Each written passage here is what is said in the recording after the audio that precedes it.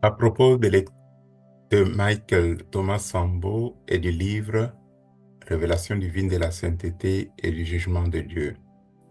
Michael Sambo, alors jeune chrétien, fut visité par le Seigneur Jésus-Christ en 2003 lors d'un camp de retraite de jeunes de l'église Deeper Life Bible Church. Cette visite était une réponse aux prières personnelles de Michael Sambo, comme vous l'entendrez dans les récits qui va suivre.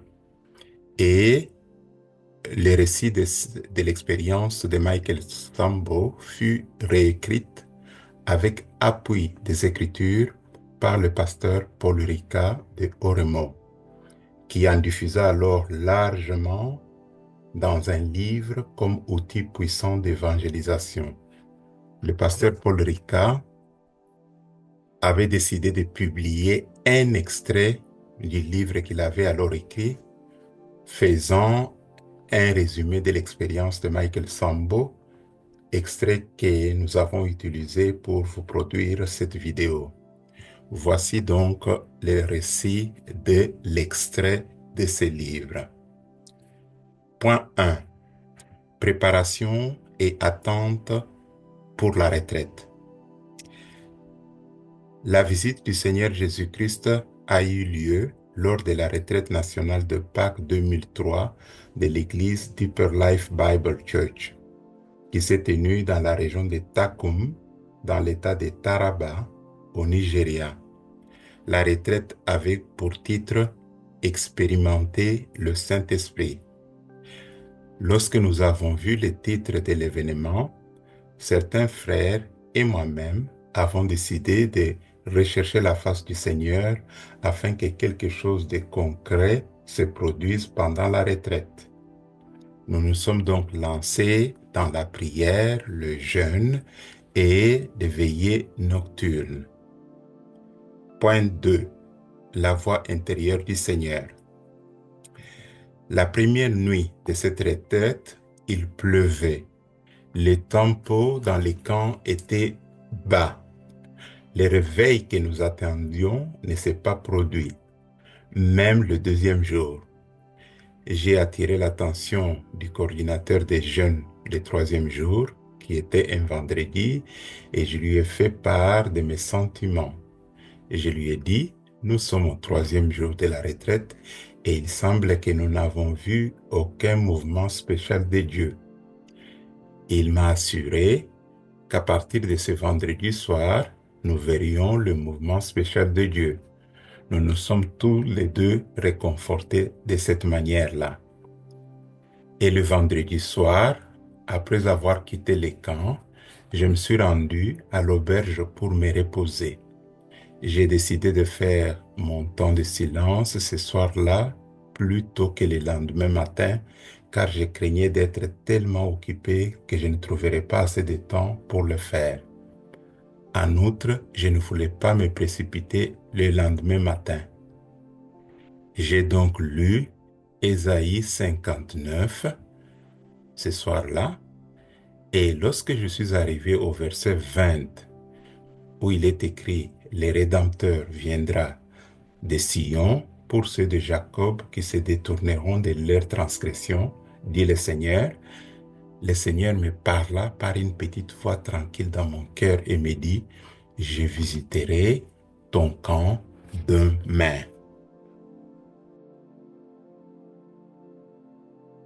Point 3. L'apparition de Jésus et de deux anges.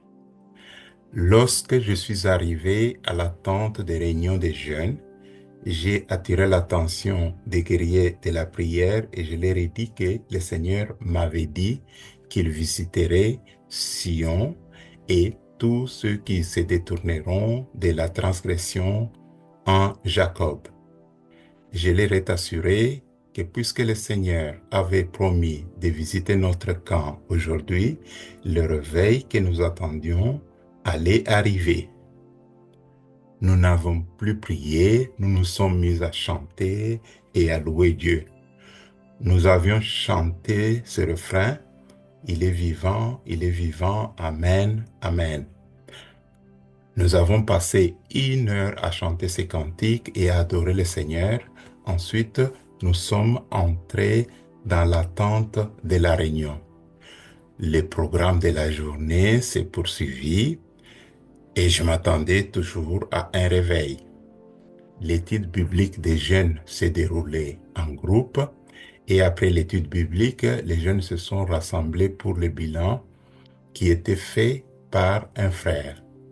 J'étais assis avec les coordinateurs des jeunes sous la véranda de l'auditorium et nous discutions. Nous nous préparions à la séance des questions-réponses qui allait suivre.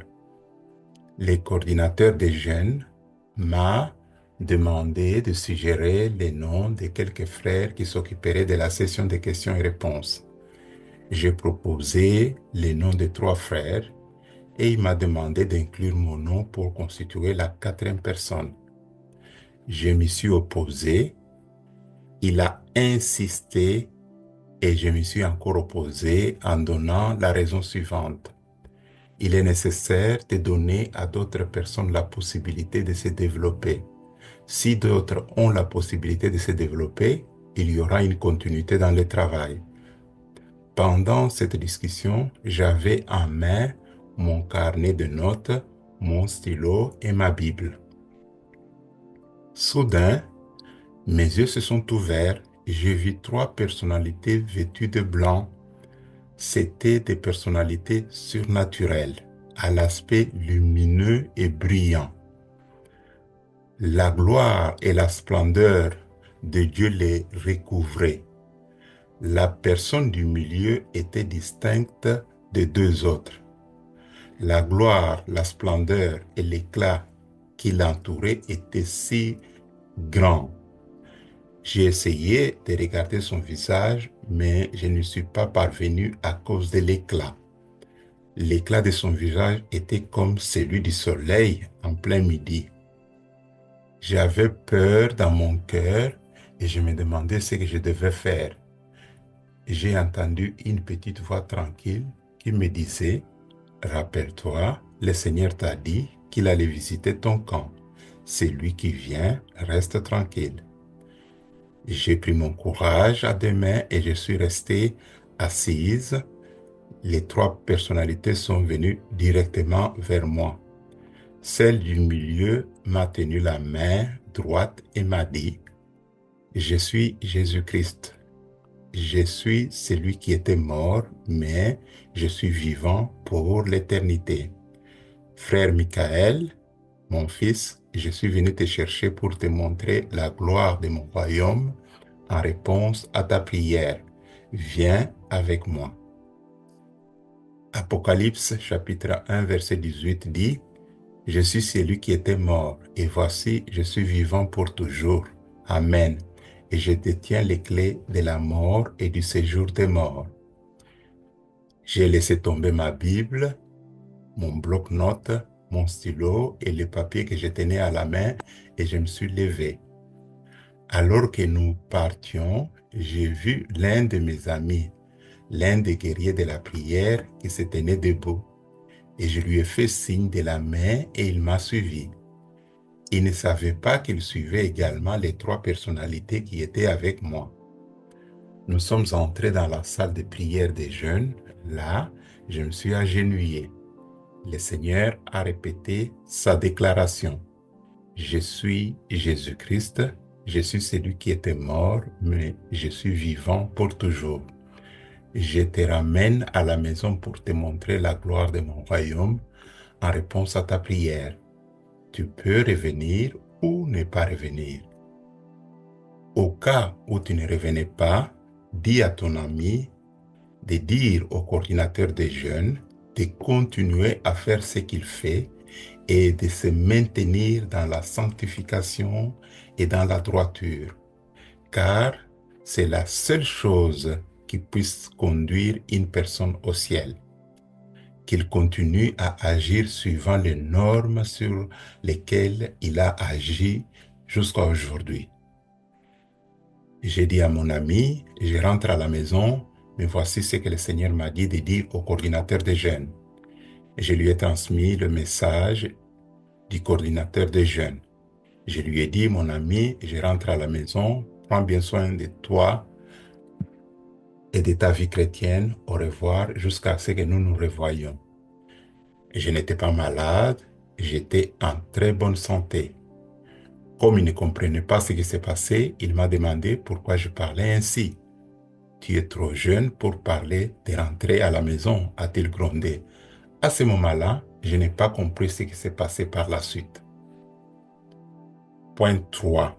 Le voyage vers le ciel. J'ai compris plus tard, grâce à des témoins oculaires, que j'étais tombé et que j'étais mort. Mais ce que j'ai vu, c'est que mon esprit est sorti de mon corps. Je me suis retrouvé revêtu avec un corps glorieux, brillant, comme celui des personnalités qui étaient avec moi. Et j'étais également vêtu de blanc. Nous sommes alors partis pour le ciel, et alors que nous montions vers le ciel, j'ai vu devant nous un endroit magnifique et lumineux. J'ai tapé sur le Seigneur Jésus-Christ pour attirer son attention. J'ai demandé, mon Seigneur, quel est ce très bel endroit que je vois devant nous? Il m'a répondu, mon fils, c'est le lieu que j'ai préparé pour ceux qui m'aiment depuis que j'ai quitté la terre. Ne t'inquiète pas, mon fils, nous y arriverons bientôt.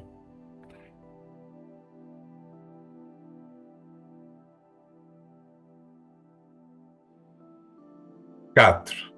L'accueil royal de Jésus dans la cité céleste. Les livres que j'ai vus avec les anges à la porte du ciel étaient plus volumineux que tous les livres que j'ai vus sur la terre.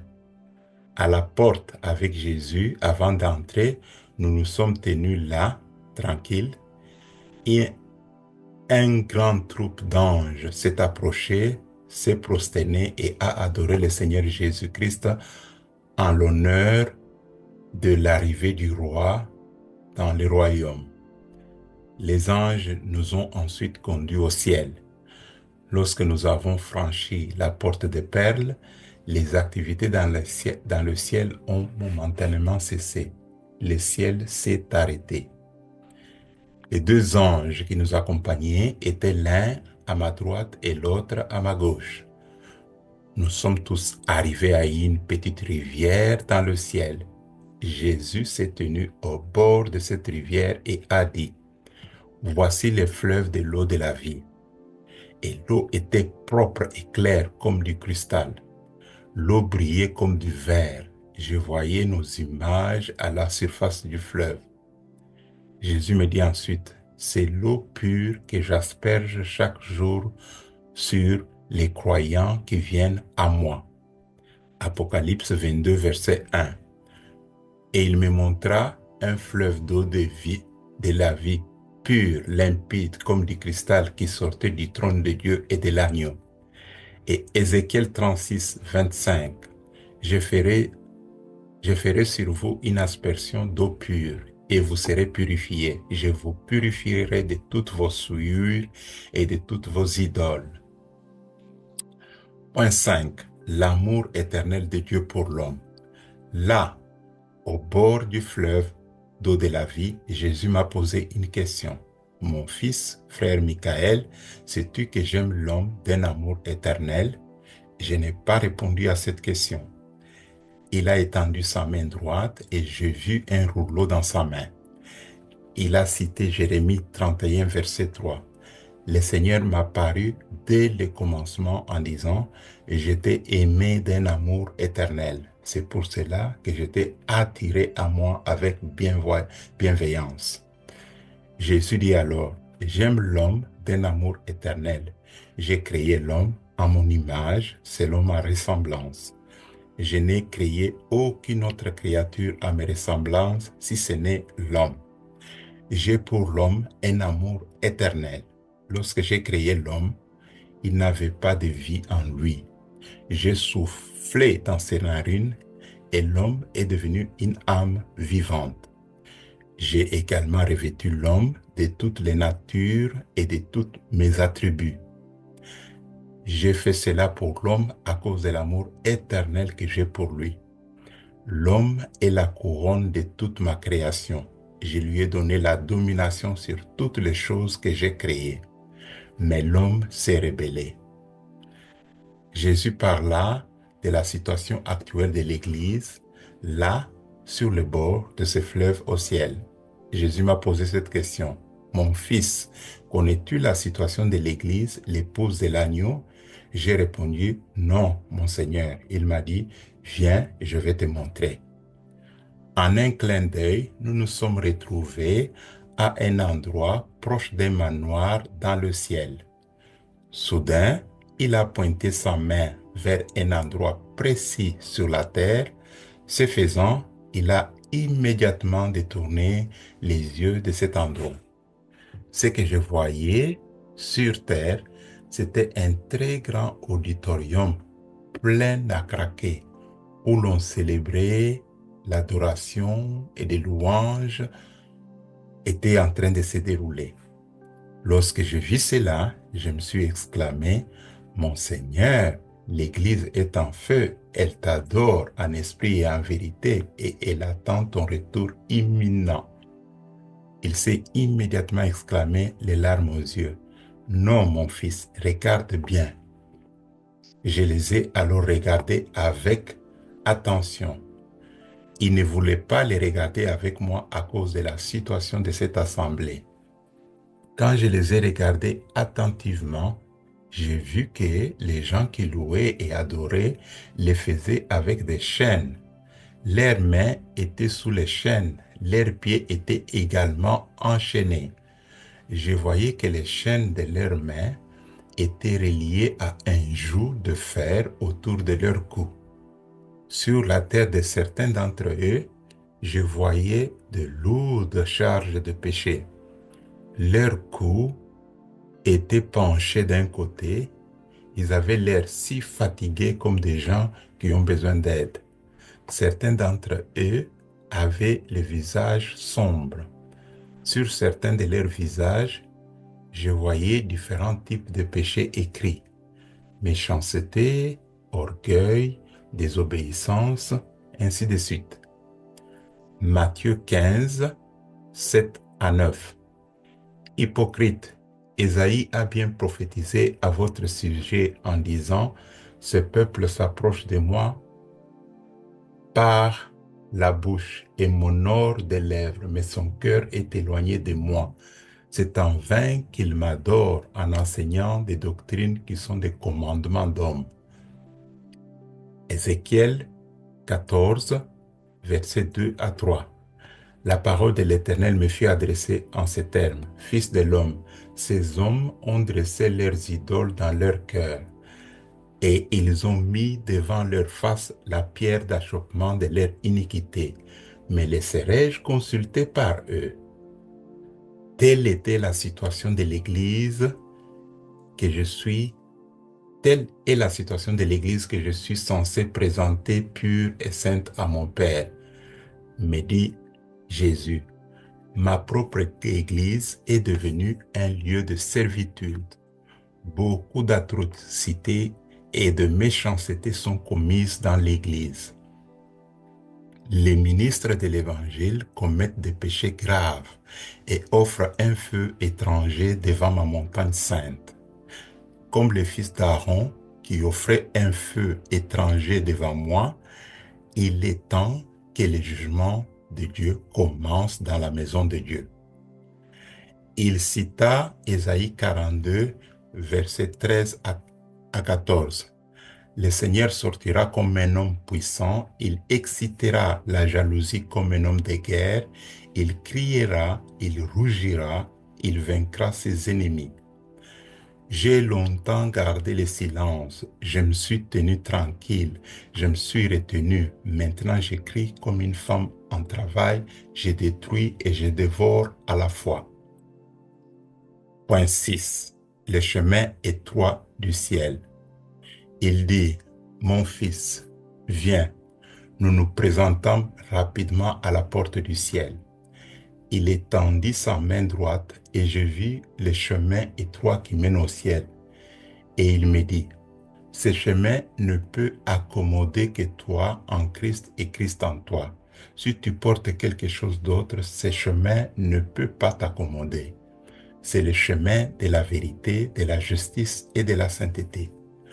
Beaucoup prennent l'autre chemin, et cet autre chemin est celui de la multitude. Mais c'est le seul chemin qui mène au ciel. C'est un chemin étroit et peu de gens le trouvent.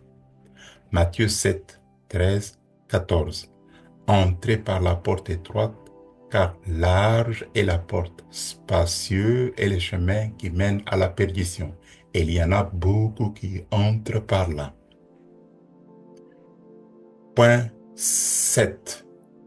Le standard inchangeable de Dieu pour aller au ciel.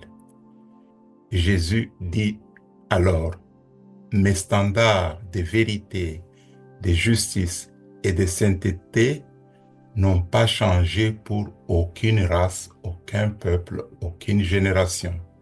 La sainteté que je donne à un croyant est la sainteté qui lui permet de fixer ses pensées sur les choses d'en haut et non sur les choses qui sont sur la terre. C'est la sainteté qui lui donne le privilège de me servir de manière acceptable et de vivre au-dessus de l'influence du monde. Matthieu 24, 35. Le ciel et la terre passeront, mais mes paroles ne passeront point. Ma première visite en enfer avec Jésus. Puis Jésus me dit que nous devions aller en enfer. En un clin d'œil, nous sommes arrivés en enfer avec les deux anges qui nous accompagnaient. Je ne peux pas décrire de manière vivante l'enfer et les souffrances de ceux qui y sont. Les mots pour décrire la nature de l'enfer et les degrés de tourment et de souffrance de ces victimes ne sont pas disponibles dans notre vocabulaire sur terre. En outre, ma connaissance du vocabulaire disponible est si limitée que l'effort que je ferai pour décrire l'enfer est comparable à celui que l'on fait pour déterminer la quantité de sable au bord de la mer en comptant les graines. J'ai le même problème pour décrire la beauté du ciel. L'horreur de l'enfer est terrible. Ce que j'ai vu en enfer m'a terrifié. J'ai perdu mes forces et je suis tombé. J'ai eu encore plus de la crainte à l'égard de Dieu. J'ai entendu des cris d'agonie des damnés. J'ai entendu certains d'entre eux implorer dans leur tourment, « Aie pitié de nous, Seigneur, aie pitié de nous, Seigneur. » Et c'était leur seule prière continuelle. Jésus m'a chargé d'une mission. Au ciel, le Seigneur m'a dit, je te charge de retourner dans le monde pour leur parler de mon amour éternel pour l'homme. Dis à l'homme que je l'aime d'un amour éternel. Dis-lui de se repentir et de se tourner vers moi. Prêche le Christ crucifié. Prêche la vérité, la justice et la sainteté, car c'est le seul moyen d'amener l'homme au ciel. Prêche la sainteté comme si personne ne l'avait jamais prêché dans le monde avant toi. Marc 16, verset 15. Il leur dit, allez par tout le monde entier et prêchez la bonne nouvelle à toute la création. Celui qui croira et sera baptisé sera sauvé, mais celui qui ne croira pas sera condamné. Point 8. L'Église sur terre est devenue un lieu de plaisir de la chair.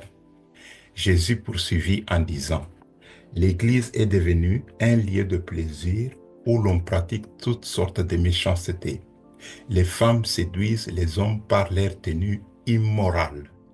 Je ne peux pas supporter cette méchanceté dans l'Église et les ministres de l'Évangile ne sont pas en reste. L'Église est devenue un lieu de séduction. Les gens passent directement de l'Église en enfer. Ézéchiel chapitre 8, 4 à 18.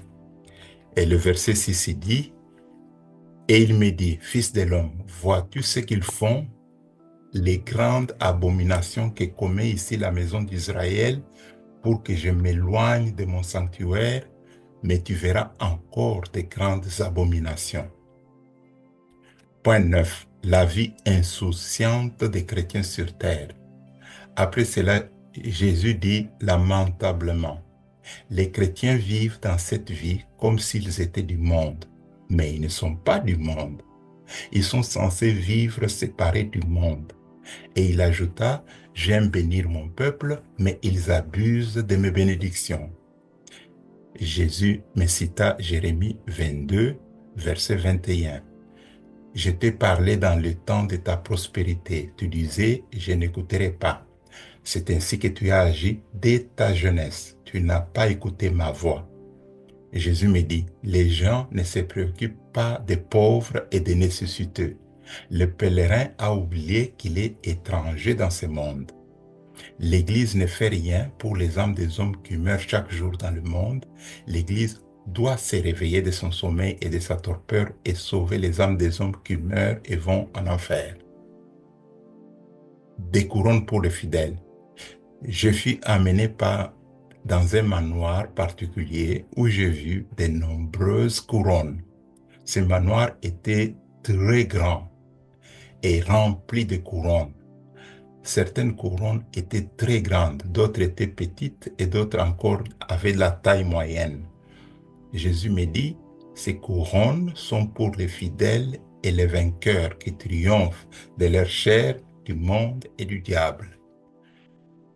Heureux sont les vainqueurs, car ils s'asseront à la droite de mon Père. Apocalypse 2, verset 10. Ne crains rien de ce que tu vas souffrir. Voici, le diable jettera quelques-uns d'entre vous en prison afin que vous soyez éprouvés et vous aurez une tribulation de 10 jours. Point 10. Mon pasteur m'a trompé.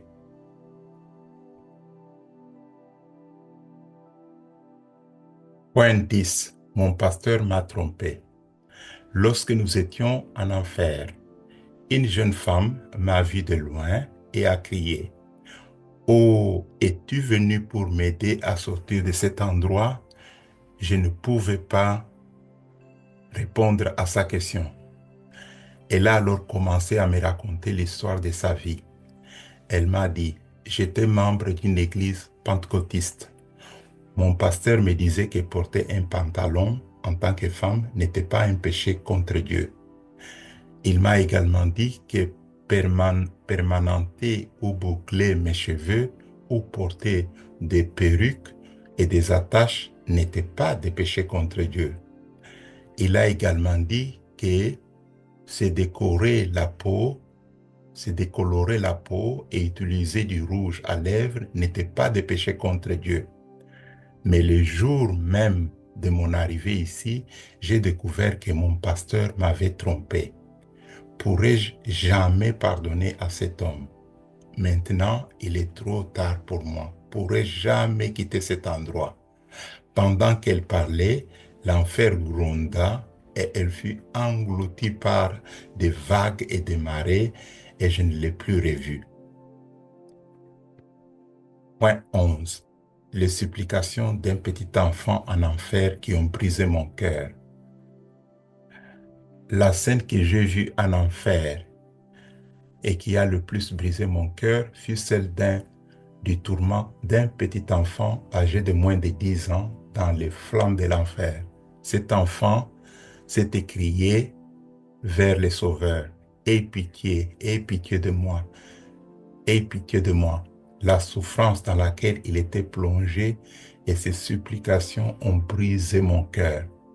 Je me suis mis à pleurer, j'ai constaté que Jésus pleurait aussi. J'ai perdu toutes les forces qui étaient en moi. J'ai supplié Jésus de délivrer cet enfant de ces lieux et il m'a répondu, « Je suis Dieu, mes normes n'ont pas changé. Je n'ai pas changé la norme de ma sainteté. Aie confiance à mes paroles, mon fils. Je ne peux pas compromettre mes standards de justice à cause de ce petit enfant. » 1 Pierre, chapitre 1, verset 17. « Et si vous invoquez comme Père celui qui juge selon l'œuvre de chacun, sans acception de personne, conduisez-vous avec crainte pendant le temps de votre pèlerinage. Néanmoins, J'ai supplié à nouveau Jésus en faveur de cet enfant. Je pensais qu'il allait céder à mes supplications à cause de son amour pour moi. Mais avec fermeté, il m'a affirmé, je ne peux pas compromettre mes normes à cause de cet enfant. Je n'ai pas changé mes normes pour aucune génération, aucune race, ni pour aucun peuple quelconque. J'étais affalé, tout couvert de larmes à cause des souffrances et des implorations de ce petit enfant. Je persévérais dans ma pétition à Jésus en faveur de cet enfant. J'ai demandé une troisième fois à Jésus d'accorder la miséricorde à cet enfant. Cette fois-ci, Jésus a froncé les sourcils, ses yeux sont devenus rouges comme du feu et il a dit, c'est pourquoi je suis Dieu, je ne change pas. Je suis le même hier, aujourd'hui et éternellement. Je ne change pas. Je ne peux pas compromettre mes normes à cause d'une de mes créatures quelconque. J'ai assez pleuré, a dit Jésus. J'ai assez supplié l'homme. Je lui ai montré tellement d'amour. Mais s'il refuse de me considérer dans sa connaissance, je le détruirai.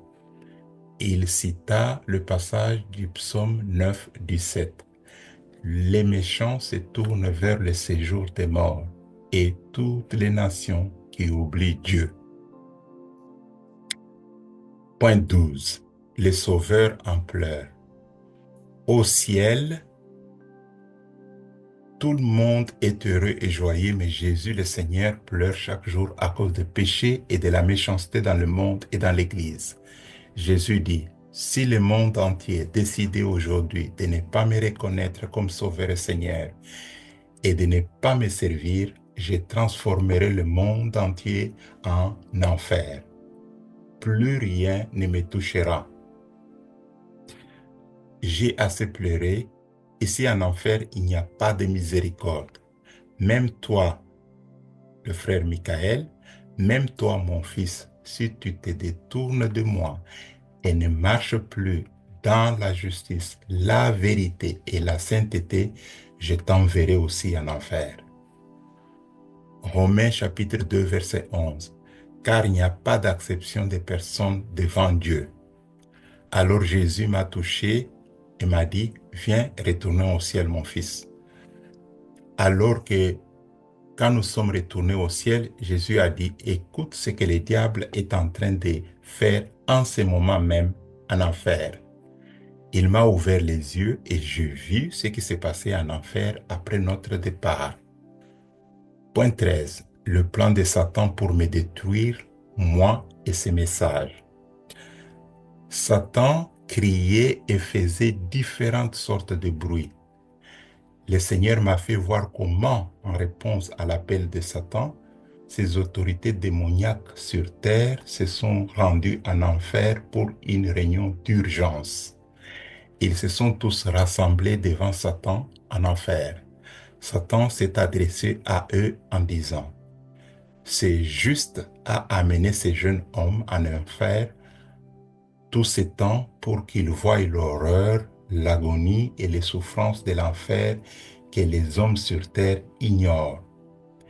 Nous ne devons pas prendre cela à la légère.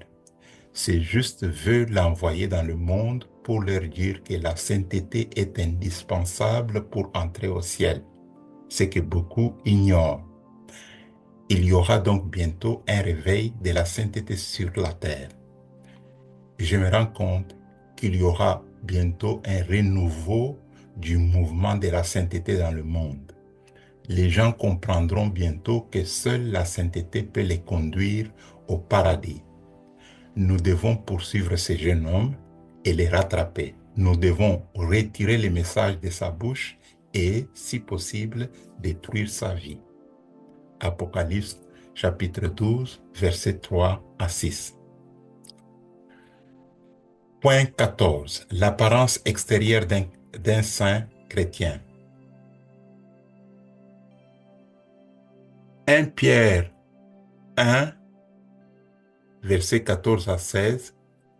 Comme des enfants obéissants, ne vous conformez pas aux désirs que vous aviez dans votre ignorance, mais comme celui qui vous a appelé est saint, Soyez saints dans vos manières de vivre.